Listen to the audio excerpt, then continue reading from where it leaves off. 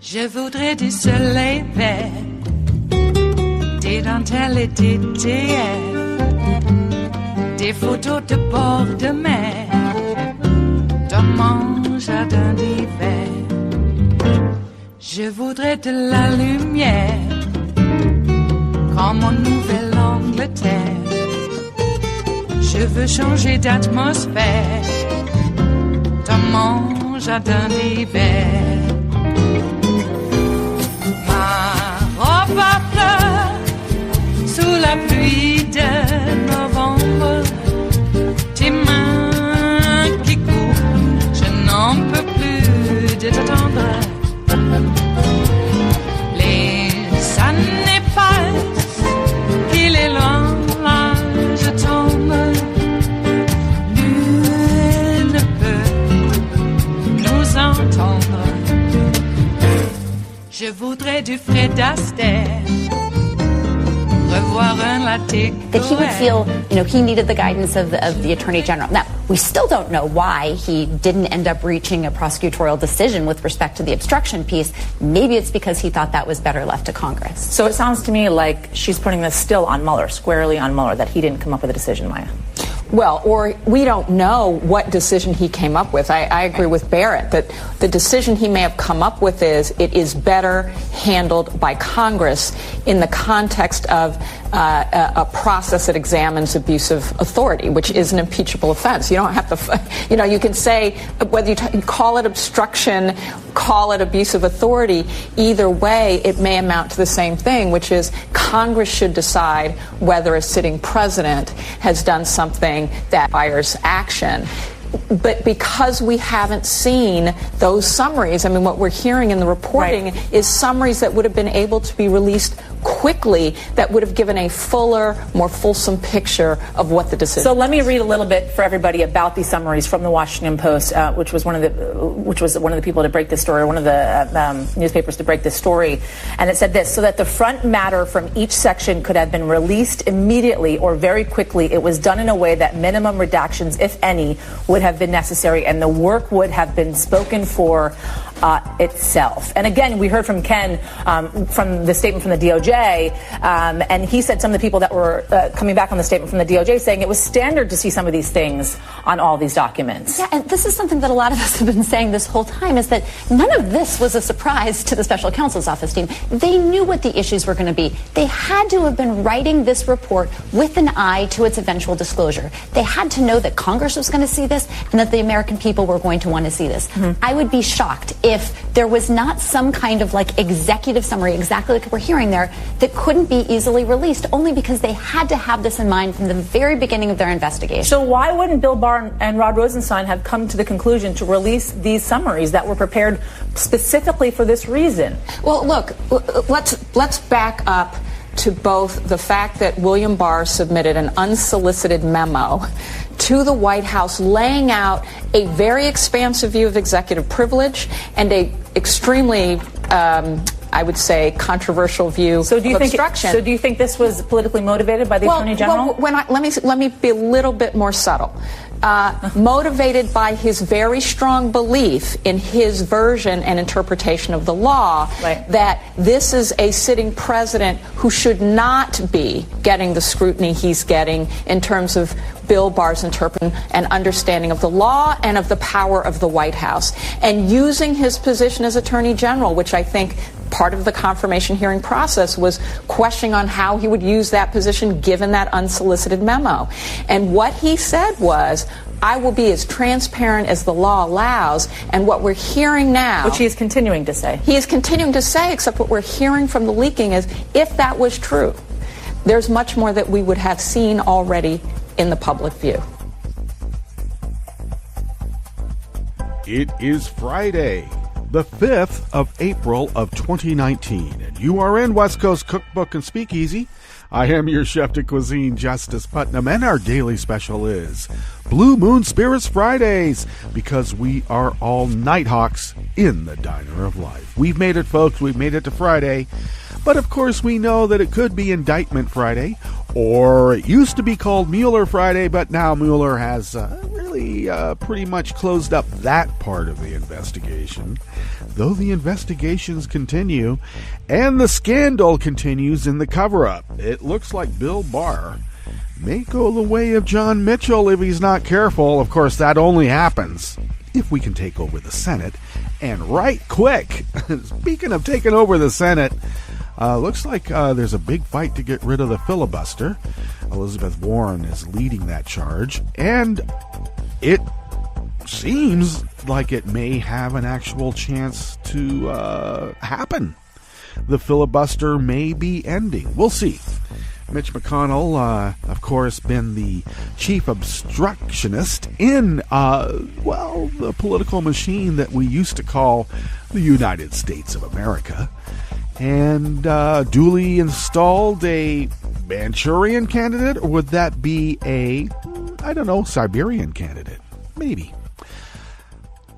And then it looks like that Siberian candidate told Mitch, hey, fast-track the IRS commissioner before the AG. I need that IRS commissioner in there right quick. I like that term. I'm going to use it a bit today. Right quick. Before the AG. It's very important. And apparently we know why. Because by law, looks like the head of certain committees in the House, all they have to do is tell the IRS, yeah, we need to see some tax returns. And it doesn't matter who it is.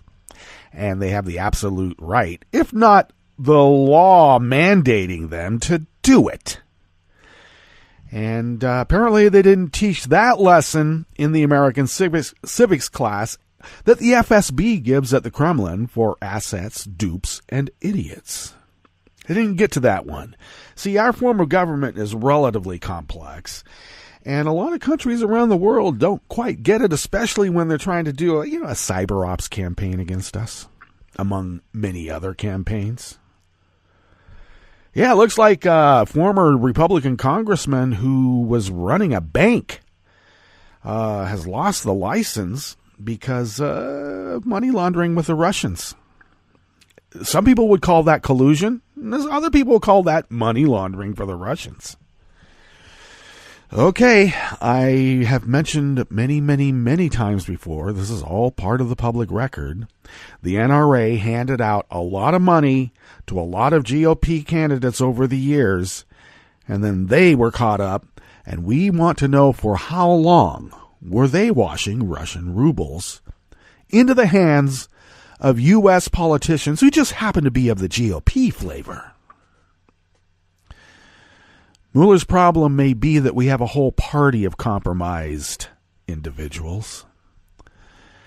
I would think that our law enforcement is adequately capable of rooting out each and every one of these crooks and prosecuting them to the fullest extent of the law.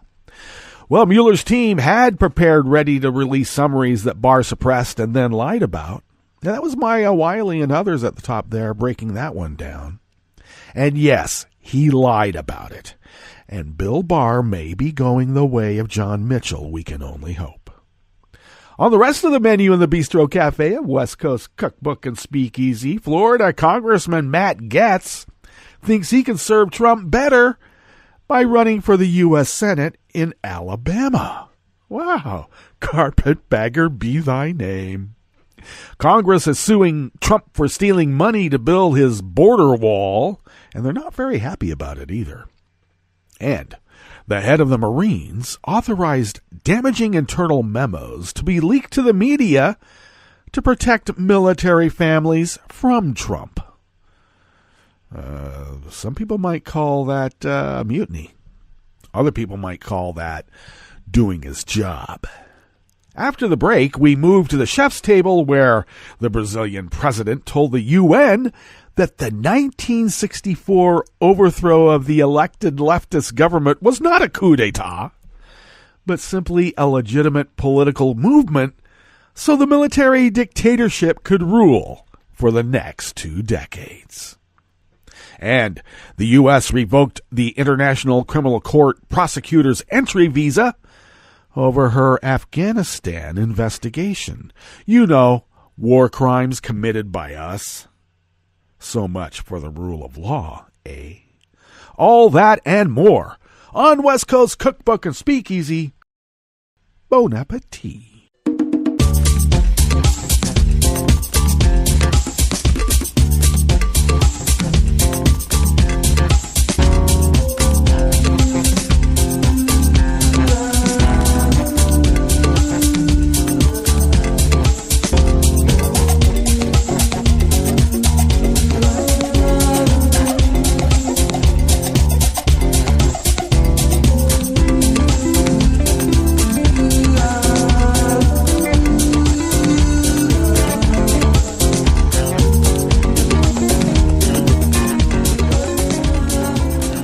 At the bottom of our homepage at netrootsradio.com, to the leftish of the page is the chat room link monitored by Kelly Lincoln, and do check out both of her shows on Saturday, the first being at 3 p.m. on the West Coast. That would be 6 p.m. on the East Coast.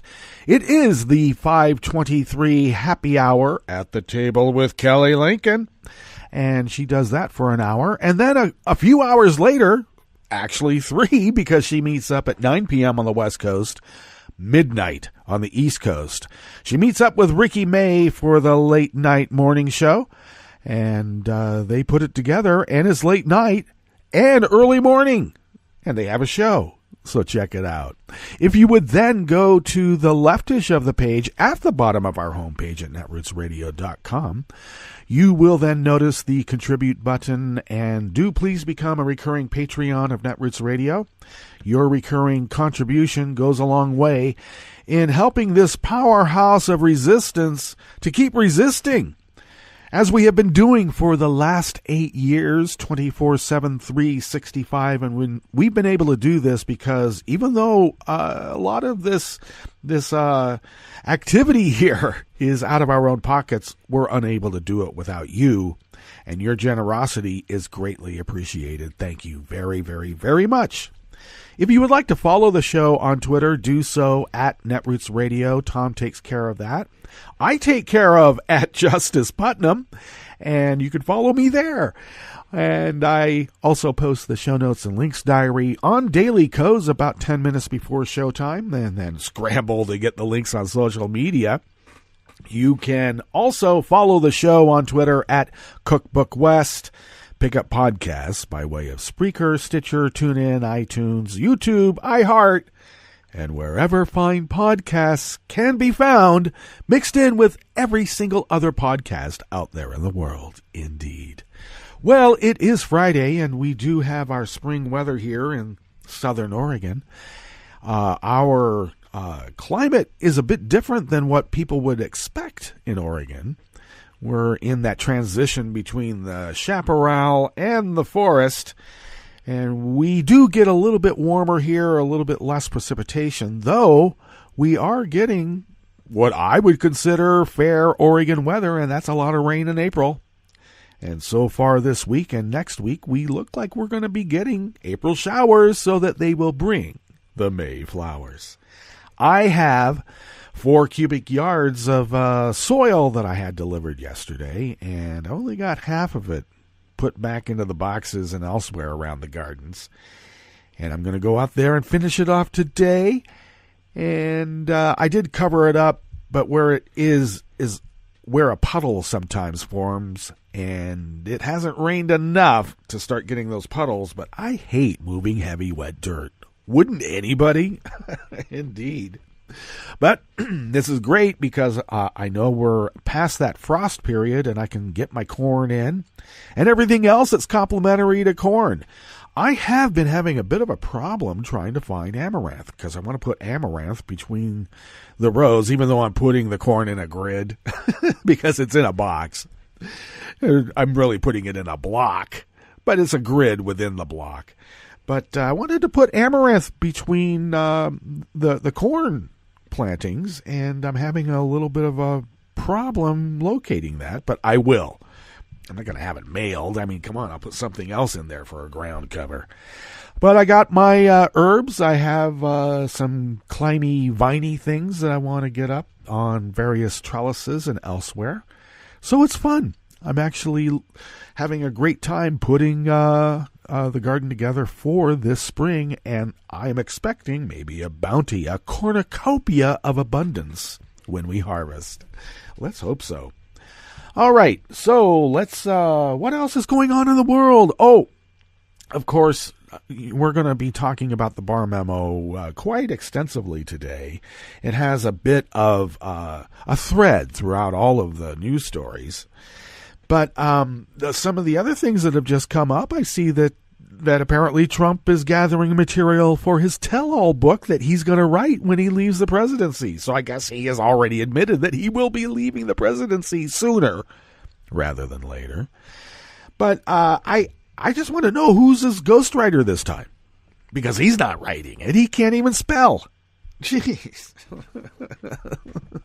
The editors in that publishing house are going to have their work cut out for them, and the proofreaders too. So, I want to see that tell-all book. It's going to be putting dirt out about all of his enemies, because as president of the United States, he somehow had, he was privy to the deepest secrets of everybody in the United States. He had that power, and he used it. Oh, he fast-tracked the IRS commissioner. Yeah, I mentioned that too. And also, why would he do that in front of Barr? Let's keep reminding ourselves of that, please. All right, well, you know what? We better get into these articles here. Here in the Bistro Cafe of West Coast Cookbook and Speakeasy, Blue Moon Spirits Fridays, because we are all Nighthawks in the Diner of Life. Also, the French 77s, the premier and featured drink here in West Coast Cookbook and Speakeasy, because it is the Speakeasy part today. The French 77s are all mixed, poured, and ready for your enjoyment. Just don't enjoy too much, because it will knock you on your butt. Okay, unless you enjoy that. Some people do. Just have somebody helping you if you get knocked on your butt. That's my advice. This first offering here in the Bistro Cafe is out of Share Blue Media by Emily Singer. Representative Matt Gaetz, a repug of Florida, one of Trump's biggest fans and defenders on Capitol Hill, may move across state lines from Florida to Alabama to run for the Senate. Gaetz reportedly told his colleagues that, well, you know what? I'm thinking of running in Alabama, just over the state line, from his Florida Panhandle House seat. You know, the Panhandle could do better, but they will never do it. They never do. It's the Panhandle. An unnamed GOP lawmaker who knows Gaetz, one of those unnamed sources, told The Hill that Trump would probably endorse Gaetz if he run. It's no wonder Trump would probably back Gaetz's run. Gaetz told BuzzFeed last week that he feels like his purpose in the House is to protect Trump from investigations that could expose Trump for the fraudster he is. Well, he didn't quite put it in those words. He actually said, I don't know how I'd fit into this place in the absence of the president, Gaetz told BuzzFeed, adding, and I should add, the Netroots Radio Style Manual really precludes me from using the P word as an assignation to Donald Trump. But in certain instances, because it really defines the flavor of the speech being spoken about, it can be included. And that's specified within the Netroots Radio Style Manual itself. Well, Gaetz added, I wake up every day and I do what I can to expose what I believe in is an intractable bias among the people who are investigating the president. And you know why there's an intractable bias? I got to tell you, cops really do hate crooks. And they hate crooks who are brazen about their crimes the most. So yes, there is an implicit bias against this guy, because this guy's been a known mobster for a very long time. And when I mentioned it to even my Trump bro, it was, I don't care. He'll be good for the economy. Yeah, well, some people, the economy is booming for them. For some. For most, it's pre-existing conditions. And where did my job go? Oh, Mexico? China? Gaetz even led a charge to try and oust now former Speaker Paul Ryan from his leadership spot because he thought Ryan wasn't a big enough Trump crony. It is a cult. It is. You could tell it's a cult by two ways. One is when you're accused of being a cultist. That's usually a projection. And the second is say anything about Trump. Anything negative, critical, and you will have someone complaining to you in the most vociferous way, sometimes as a death threat. But in defending Trump, Gaetz has gotten himself into trouble. Ahead of former Trump attorney Michael Cohen's testimony before Congress in February, Gaetz tweeted a threat at Cohen that could have landed him in legal trouble. And you know that one about warning him, threatening him, hey, I got some dirt on you about your girlfriend. How'd you like your wife to know it? I guess the wife suspects now because it's out there in the public. But for now, Gaetz is denying that he's going to carpetbag over to Alabama to seek a Senate seat that would give him a bigger platform from which to defend the lawless president. I had a few people make mention to me that Alabama has a very short residency requirement, but it's not something I've looked at myself. He then goes on to add that he thinks that his most likely path would be to seek re-election in the House, which, if you understand right-wing lunatic GOP speak, he's going to carpetbag to Alabama. Well, if he does choose to run for the Senate in Alabama, he'd face a GOP primary against Bradley Byrne, a fellow Republican House member who currently represents Alabama. The carpetbagger's going to come in and get rid of the favorite son. We'll see how that works out. And the winner of the GOP primary would then face off with Democratic Senator Doug Jones, who defeated pedophile Roy Moore. Yet it's unclear why Gaetz would run for House or Senate at all, given what he told BuzzFeed last week. This place sucks, Gaetz said, referring to Congress. And you know what? We think you suck too, Gaetz. And you can defend Trump when he's in Leavenworth.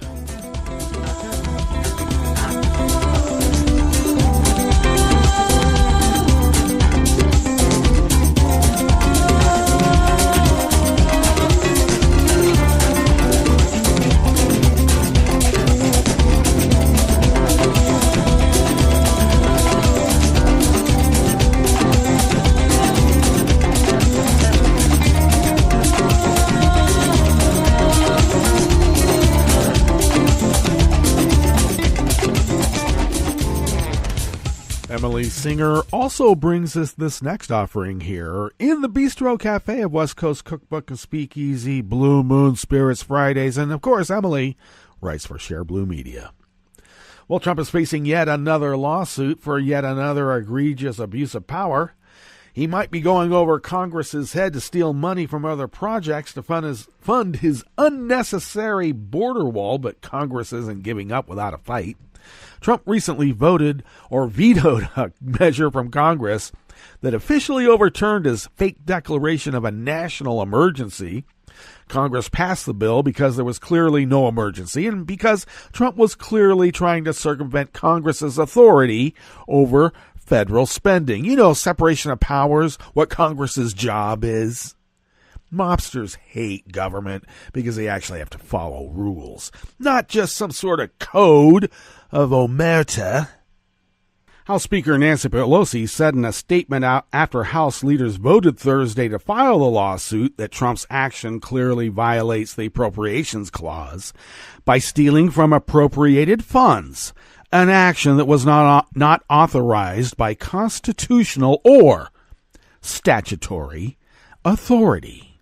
The vote was authorized by the House Bipartisan Legal Advisory Group, which includes the 5 members of the House leadership, Speaker, Majority Leader, Minority Leader, Majority Whip, and Minority Whip. Given that Democrats hold a majority, 3 of the 5 members of the group are Democrats, and all 3 Democratic leaders voted to authorize the lawsuit, while the 2 Republicans, Kevin McCarthy and Minority Whip Steve Scalise, voted against it because they're good Germans living in America. The lawsuit will argue that Trump's attempt to secure billions of dollars in funding that Congress already appropriated to other priorities is a violation of the Appropriations Clause of the Constitution, which gives Congress, not the president, the power to decide how federal funds are spent. And the argument that I get from the Trump bro MAGA hatters who know nothing about the history of the United States, know nothing about American civics, is that Trump is there to disrupt the prevailing order. Well, I don't call that in the best interest of America. It could be in the best interest of, a genetically predisposed effort to push Teutonic Nazism in the United States. What does that mean? I don't know. It sounded good. Felt good rolling off the tongue, too. Pelosi then added, no one is above the law. The House will again defend our democracy and our Constitution, this time in the courts. No one is above the law or the Constitution, not even the President of the United States. And this is not the first lawsuit filed against Trump's fake emergency. Others have sued, including 16 U.S. states and the watchdog group Crew. Trump has given these plaintiffs plenty of ammunition to use against his declaration in court. In the speech announcing the emergency declaration, Trump actually admitted he was only issuing it because he couldn't get the wall funding he wanted from Congress. And he added that he didn't need to declare an emergency, but just that he wanted to get his wall done faster. Well, you can bet that's going to show up in the House's lawsuit. Trump also recently threatened to close the entire U.S.-Mexico border, which experts said could cripple the U.S. economy, especially the auto industry, as we were reported earlier this week. However, knowing Trump's reckless and reactive personality, even though he backed away from that threat on Thursday, it may only be a matter of time before something sets him off again. Mueller.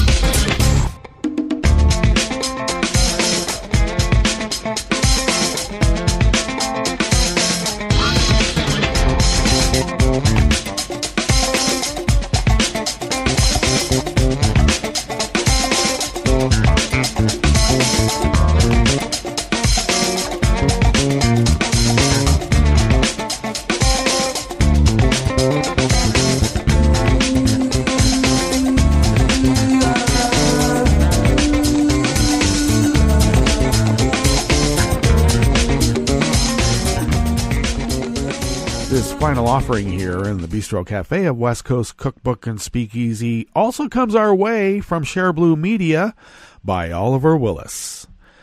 Trump's attempts to waste military funds on his racist border wall while service families live in substandard housing led the head of the Marines to allow internal memos damaging to Trump to be leaked. Reports from Newsweek that 2 Pentagon sources say that General Robert Mueller, commandant of the Marine Corps, made the decision to leak the documents to national news outlets. The memo sent to the LA Times and NBC News highlighted financial strains that the armed services are facing. At the same time, Trump has continued to push to waste money for his wall. A source inside the Department of Defense said that the general did not want the Marines and the families at Camp Lejeune to get effed. But he didn't use effed, he used the CKED part too. Hundreds of buildings at Camp Lejeune are still damaged, with caved-in walls and missing roofs that were caused by Hurricane Florence in North Carolina. The Corps has said that they need about $3.6 billion to make repairs, but Trump needs lots more than that for his wall. Instead of prioritizing these conditions, Trump has been trying to siphon off billions from the Pentagon to waste on his wall. Look, how much did he raise for the inaugural fund, and how much did he really spend on it? And how much went into his pocket, or, I don't know, paying off past debts?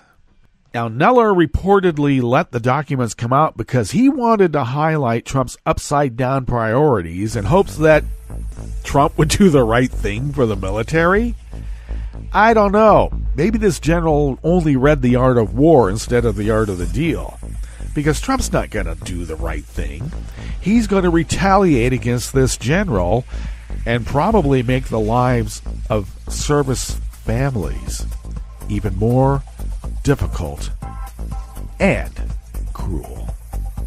Let's get to our break, and when we come back from that break, we're going to go through weather from around the world, and we're also going to finish up with the stories that we've curated for you today. You are listening to West Coast Cookbook and Speakeasy, and we will be right back. You are listening to netrootsradio.com. Please hang up and try again.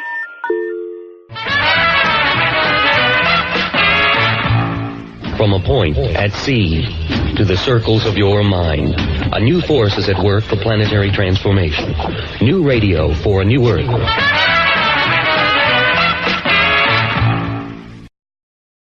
This is Take Two Movie Review. I'm Kim Lowe. This week, Jordan Peele, the new king of horror. Those expecting a sequel to Jordan Peele's hugely successful, darkly comic 2017 debut Get Out won't find it with his new one, Us. This one is darker and has fewer laughs, although the two movies do share a powerful message about the state of American society, namely the difference between the haves and the have-nots. Us tells the story of an affluent African-American family, with the leads played by Winston Duke and Lupita Nyong'o as they vacation in Santa Cruz.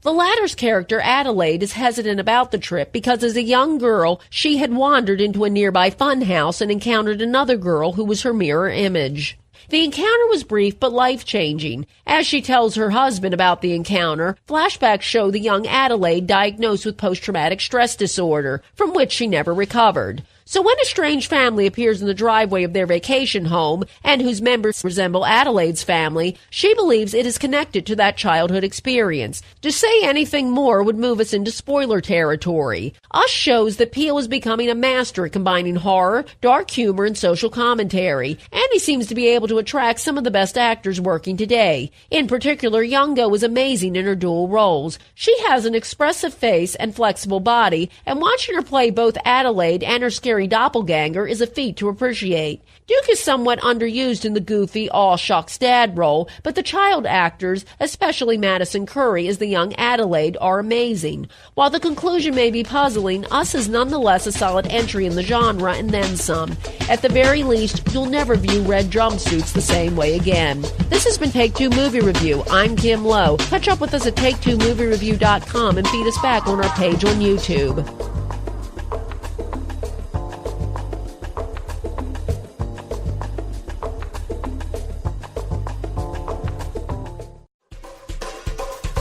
This is Scientific American's 60-Second Science. I'm Christopher Intagliata.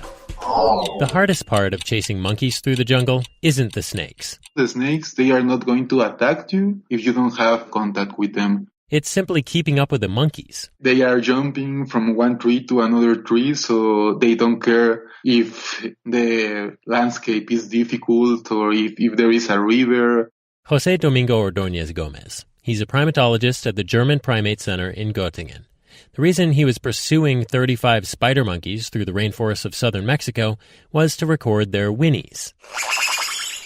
By analyzing more than 500 calls, he found that when a monkey was separated from the group by more than 40 meters or 130 feet, it produced a lower-pitched call than when the same monkey was nearby the group.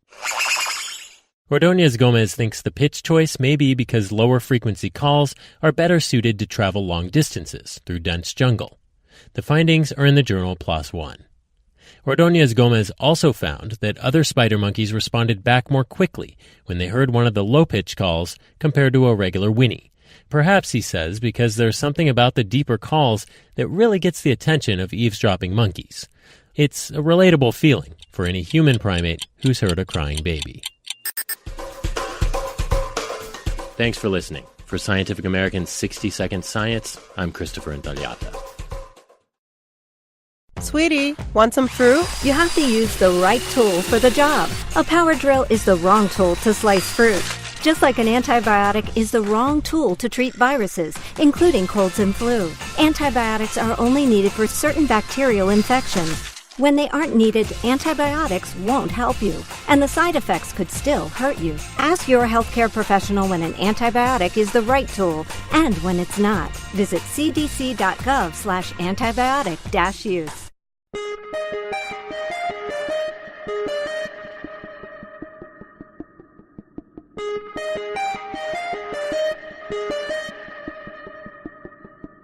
Hi, I'm Tom Hartman, and since you're listening to netrootsradio.com, show your progressive side and go to the donate button on the bottom of the homepage. It's progressives like you who power Netroots Radio and keep the progressive message beaming everywhere 24 hours a day. Just go to our donate button at the bottom of netrootsradio.com. Thank you for keeping progressive radio at full power.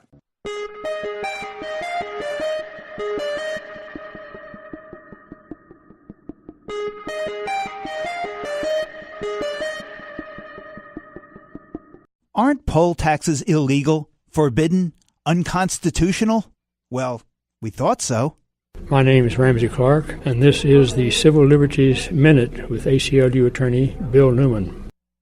The 24th Amendment to the United States Constitution, ratified in 1964, made poll taxes unconstitutional in federal elections.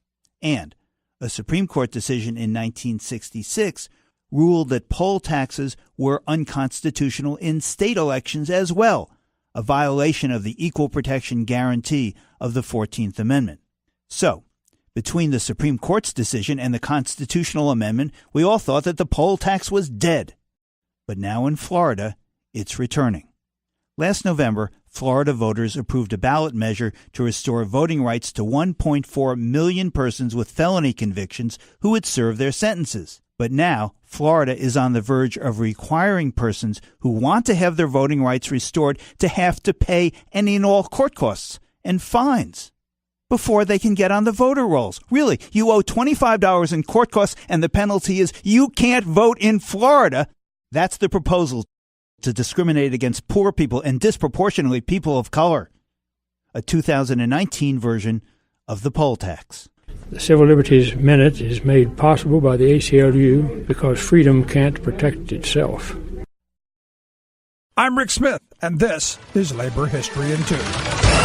On this day in labor history, the year was 1954. It began what some have called the longest major strike in U.S. labor history. The strike was against Kohler, the Wisconsin-based manufacturer of bathroom fixtures. 2 years before the strike, the workers had formed Local 833 as part of the United Auto Workers. They wanted the right to join the union of their choice, improved wages, and recognition of seniority. When the company refused to bargain in good faith, the members voted to strike. On the first day of the strike, 3,000 workers marched around the plant. Few could have imagined when they walked off the job that many of them would not return for 6 years or even longer. The Kohler Company remained unwilling to negotiate. As the days turned to weeks, then into months, sometimes violence broke out between the scabs and the strikers. But what sustained the strikers was the strong sense of solidarity and community they built together. One pamphlet, produced by the union, had a picture of a baby on the cover. Above the baby was written, "All my life, my daddy's been on strike to make my future better." Finally, in 1960, the National Labor Relations Board ruled that the company had not followed bargaining laws.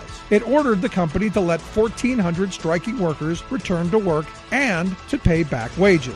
Another 6 years would pass before the issue of payment would be resolved. But in the end, the company had to pay $3 million in back pay and another $1.5 million in pension payments. At the 60-year commemoration of the strike, Local 833 President Dave Bosher declared, "I stand here in awe of the sacrifices of these people."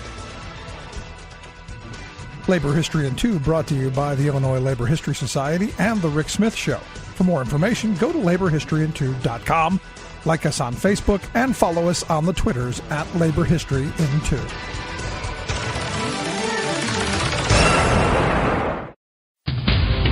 This is Solidarity News on Radio Labor. I'm Mark Boulanger. In the United States, the richest country in the world, there are 40 million people who are struggling to get access to food. 12 million of those people are children. The labor movement is trying to help by doing things such as collecting for food banks. One of the unions participating in a food drive this year is the National Association of Letter Carriers. What it is doing to collect food was the subject of a podcast produced by the AFL-CIO, the largest labor federation in the United States. This is State of the Unions. I'm Tim Schlittner.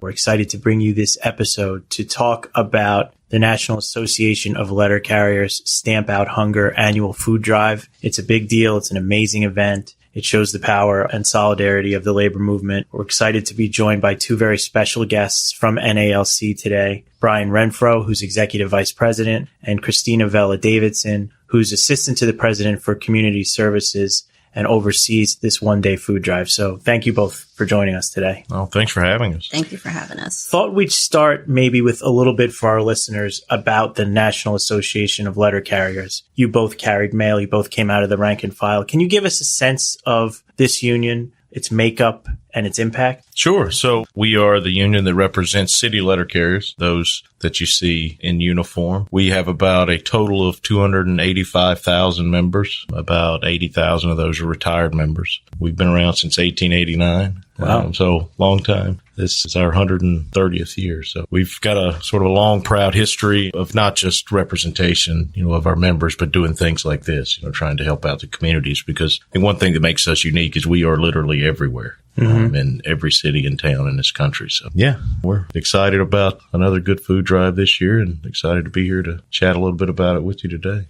Great. So Saturday, May 11th is this year's food drive. Yep. Tell us about it. What do people need to know? I think by now most people know how it works. We just ask you to put non-perishable food items out by your mailbox and your letter carrier will pick it up on that day. And something that I think is unique is that it's such a large thing that happens nationwide. But people should know that any food that you donate is going to your community locally. So our local unions or branches, as we call them, partner with local food banks and other charitable organizations to provide their food. And something we hear from a lot of them is that the food we pick up on that one day often supplies 6 months worth of food. So wow. Generally, people should just know that if you put it out there, we'll pick it up. And the letter carriers it's a day of hard work for us, but it's something we really enjoy. So you're literally feeding your neighbors when you do that. Exactly. Yes, exactly. In the last 15 years, we have collected 70 million pounds of food every year. Last year, we collected 71.6 million pounds of food. So in the last 26 years, we have collected a little over 1.67 billion pounds of food. So that is feeding a lot of people, but there's still a lot of hunger out there. So we ask you and your friends and your neighbors and everybody to pass the word around. We have some good partners that is helping us spread the word, giving us donations of food, and I'm excited. I have a goal, but, it's just a goal. As long as we collect food and able to feed everybody's neighbor, because you never know when it's going to be you. Myself, I grew up poor and getting food from some food banks, in local areas. So it's really personal for me to keep helping others. That's the main thing, because you never know when it might be you. We have the fires in California, the hurricanes in Florida and North Carolina, now the floods in Nebraska. So there's going to be a lot of need for food, and it makes a difference. So I'm praying and preaching and hoping that we get enough food for this year and have a successful food drive as we've had in the past. I think in this country, hunger is not invisible, but it's not as visible as it is in other places. But there are 40 million Americans that struggle with hunger. Some of those are results of, natural disasters that happen, but 12 million children in this country go hungry. That's a lot of people.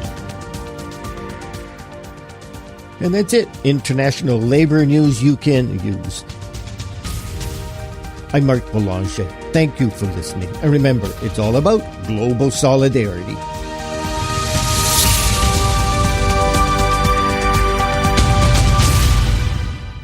From UN headquarters, I'm Luke Vargas with your World in 2 minutes.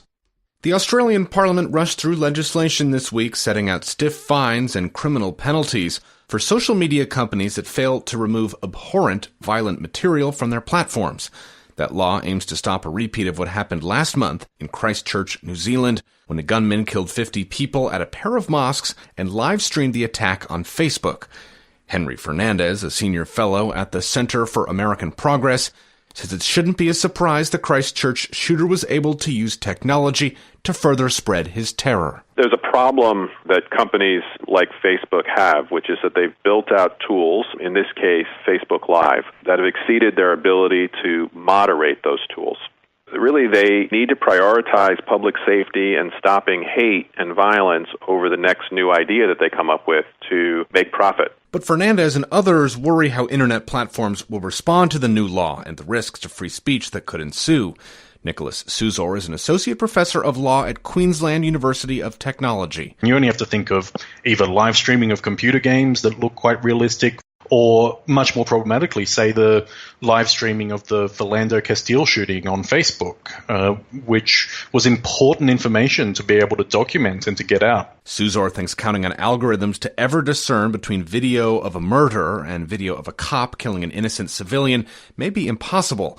And while he concedes there are lessons to be learned from the Christchurch attack, he thinks they're a bit more difficult to swallow. The government here has been complicit in stoking the fires of hate for political gain over many decades. And the mainstream media has also been complicit in driving attention to hate groups and violent content. Why should politicians look in the mirror to spot hate speech when they're wealthy tech companies to blame? Luke Vargas, The United Nations.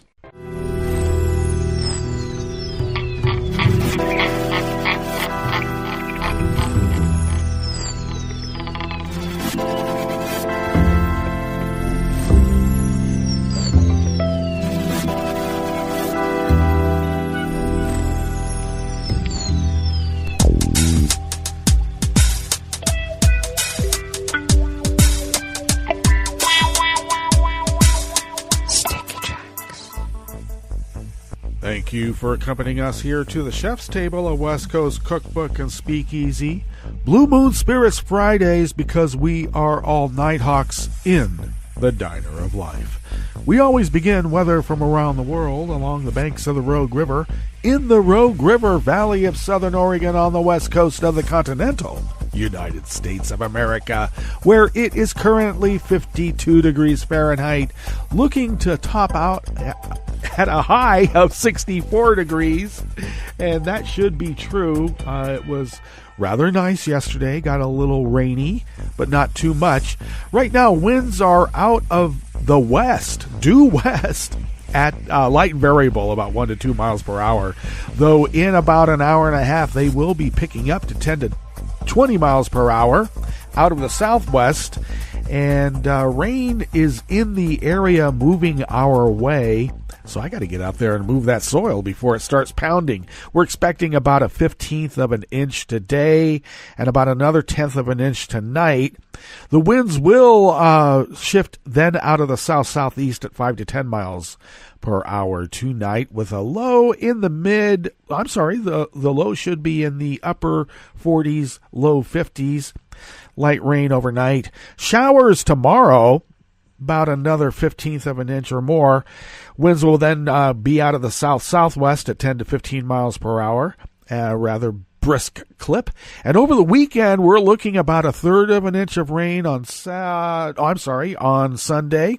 And looks like next week we're looking between 1/3 to about 1/10 of an inch of rain each day. So that's quite a bit of water falling from the sky, and I think we'll like it. All right, grass pollen is in the moderate range, and there are a lot of sneezing people out there, sometimes me. I don't know if it's from grass. Air quality index is in the good range at 20 parts per million. Not so good if you have breathing problems, but I don't. But my dear mom does, so we got to take care of her. And that daytime UV index has now inched up into the high warning range at 6. Even though we have a bit of a cloud cover. Barometric pressure is holding steady at the moment at 29.5 inches. Visibility is down to 6 miles, and relative humidity is at 96%. Wow. I better get out there and start sweating while I get rained on.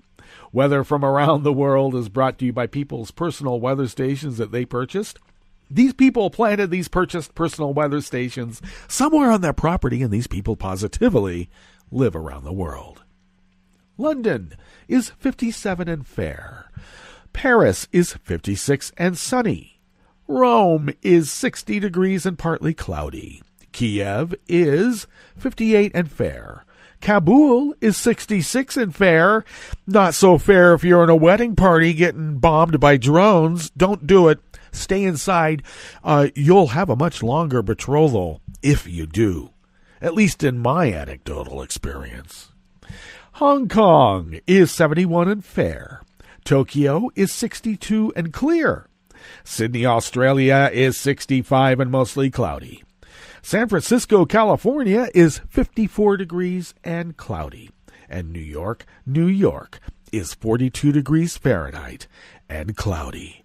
And that is weather from around the world, brought to you by people's personal weather stations that they purchased. These people planted these purchased personal weather stations somewhere on their property, and these people positively live around the world.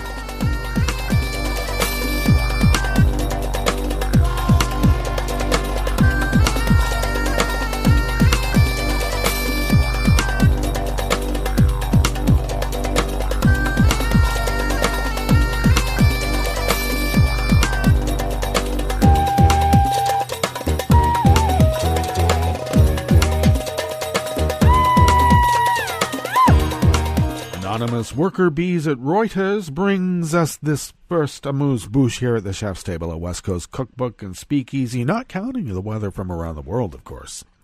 The government of Brazil's right-wing president, Jair Bolsonaro, has rejected an appeal by the UN expert not to revise Brazilian history by denying a military coup occurred in 1964. Now, I was just but a mere child, but I remember that coup. In fact, there were newspapers emblazoned with the headline, "Coup d'etat in Brazil." I don't know. Don't call it a coup d'etat. Call it something else. That's what gaslighting is, folks, and the right wing really loves to do it. In a letter to the UN Human Rights Commission in Geneva made public yesterday, the government said it repudiates the baseless allegations of the UN expert who criticized Bolsonaro's decision to commemorate the 1964 military uprising as an attempt to condone rights violations. Bolsonaro has reiterated his understanding that the 1964 movement was necessary to stave off the growing threat of a communist takeover of Brazil and to ensure the preservation of national institutions in the context of the Cold War. Now, let's remember, it was leftist. It was duly elected. And if they wanted to elect a communist government, that's their right, isn't it? Democratic socialism. But of course, back then, let's not forget, the John Birch Society called Eisenhower a commie. And the sentiments and actual members of the John Birch Society are in leadership functions in the government, our government, right now. Just saying. Brazil's armed forces on Sunday paid tribute to the 1964 coup that led to a two-decade military dictatorship at the behest of Bolsonaro, who reversed an 8-year ban on celebrations. Now, according to Bolsonaro, the overthrow of an elected leftist government was not a coup, but a legitimate movement backed by the country's Congress and judiciary, as well as a majority of Brazilians, the letter said. It was a majority of Brazilians. It was a majority of very rich people who happened to be Brazilian. And, even more important, it might have been at the behest of some Congress. I don't know, could have been us. Maybe, maybe not. All I know is that out of that, they were building Chevys in Brazil for about, people getting paid a little less than $1 a day. The move stirred debate and underscored Bolsonaro's support for a military government that executed hundreds, tortured thousands, shuttered its Congress, and left most Brazilians with dark memories of the period. Attempts to revise history and justify or condone gross human rights violations of the past must be clearly rejected by all authorities and society as a whole. Attempts to revise history and justify or condone gross human rights violations of the past must be clearly rejected by all authorities and society as a whole, UN expert Fabian Salvioli wrote in a letter. Now, Bolsonaro is a former army captain and has long praised the 64 to 85 military government and often said his biggest mistake was not killing enough leftists. Like Eisenhower.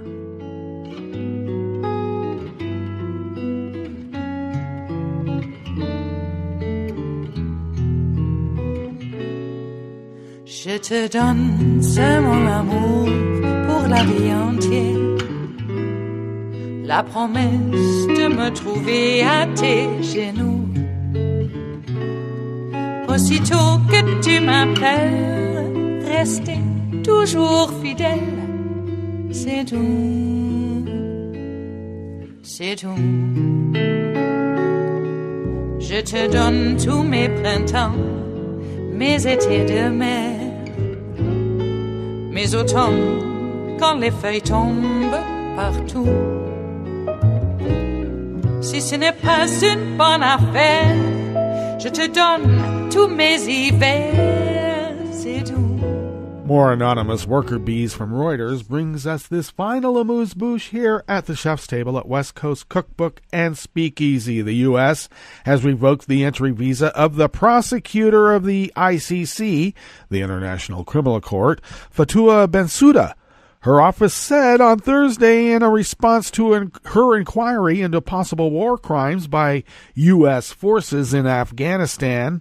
Secretary of State Mike Pompeo said last month the U.S. would withdraw or deny visas to ICC staff investigating such allegations against U.S. forces or their allies, because apparently the law doesn't apply to us. Fill up a boulevard and a city square with a bunch of lead, ask questions later, and then never answer those questions, and if they are answered, you claim that the question could never have been asked in the first place. We can confirm that the U.S. authorities have revoked the prosecutor's visa for entry into the U.S., Bensouda's office told Reuters in an email. It said it understood the move should not impact Bensouda's travel to the U.S. to meet her United Nations obligations. Because that's the UN. Can Pompeo really impose travel restrictions on someone going to the UN? Now, the U.S. is not a member of the ICC, along with other major powers like Russia and China. The Office of the Prosecutor said yesterday that Bensouda would exercise her duties without fear or favor. She has been investigating alleged war crimes by all parties in the conflict in Afghanistan since November of 2017, including the possible role of U.S. personnel in relation to the detention of suspects. The ICC is a court of last resort with 122 member states. It acts only when countries within its jurisdiction are found to be unable or unwilling to seriously investigate war crimes, genocide, or other serious atrocities. And of course we wouldn't want to be subjected to that. I mean, we're Americans. No, the rule of law applies to everybody. Let's get out of here. We're at the end of our broadcast period for the day and the week, but you know that Netroots Radio is going to broadcast on. Hey, there's some new Hopping Mad coming up, and I've adjusted the schedule. We're going to have some weekend presentations of Hopping Mad, and then later on in the week, on Thursday in the afternoon, early evening for folks on the East Coast, we'll have Hopping Mad there too. A 2-hour block, and maybe more, of Hopping Mad, so stay tuned for that. And we'll meet up on Monday for River City Hash Monday, so do stay tuned to Netroots Radio all day, all night, and all weekend for all the breaking news as it breaks. And we'll meet up here on Monday, right here in West Coast Cookbook and Speakeasy. Bon appetit.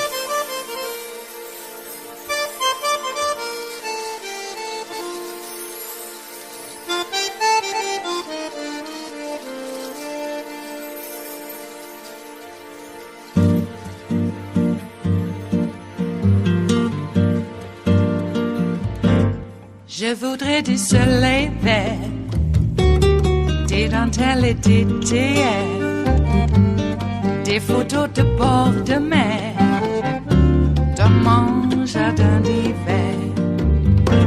Je voudrais de la lumière, comme en Nouvelle-Angleterre. Je veux changer d'atmosphère, dans mon jardin d'hiver.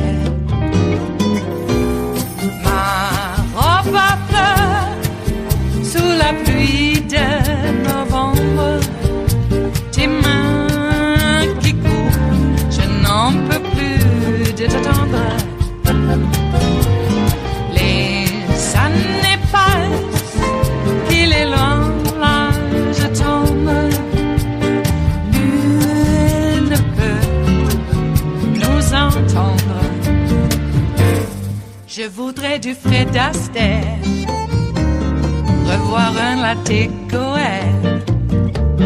Je voudrais toujours te plaire dans mon jardin d'hiver. Je veux déjeuner par terre, comme au long de golfe clair. T'embrasser les yeux ouverts dans mon jardin d'hiver.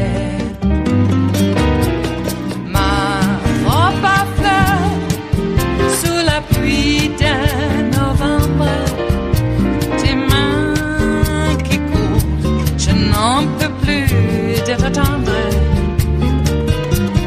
Les années passent, il est loin, là je tombe. Nul ne peut nous entendre. Ba-da-da-dum-di-da-dum. Ba-da-da-dum-di-da-dum. Ba-da-da-dum-di-da-dum. Dans mon jardin d'hiver. Ba-da-da-dum-di-da-dum. Ba-da-da-dum-di-da-dum. Ba-da-da-dum-di-da-dum. Dans mon jardin d'hiver. Dans mon jardin d'hiver. Dans mon jardin d'hiver.